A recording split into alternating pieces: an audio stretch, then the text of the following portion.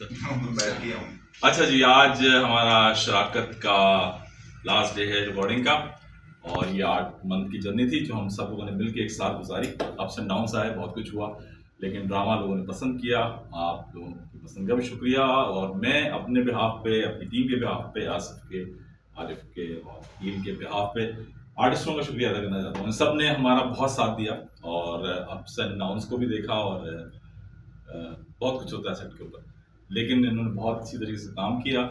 और पर्सनली मेरी तरफ से आप लोगों का बहुत बहुत शुक्रिया। इंशाल्लाह आगे भी हम लोग काम करेंगे। और थैंक यू सर, हमारी तरफ से भी आपका बहुत थैंक्स। आप अपनी स्पीच नहीं दे और सबसे पहले ग्रीन एंटरटेनमेंट का शुक्रिया, उन्होंने हम सबको चांस दिया, और जावेद अवान साहब का, शाहिद साहब का, और बहुत से लोगों का। So thank you. इंशाल्लाह टिल नेक्स्ट प्रोजेक्ट। मेरे बच्चे साथ जो हैं, जो पीछे अभी भी खड़े हैं एनजी के, और दूसरे लोग, सब ने बहुत काम किया, इवन दो जो हमारा स्पॉट बॉय उसने बहुत काम किया।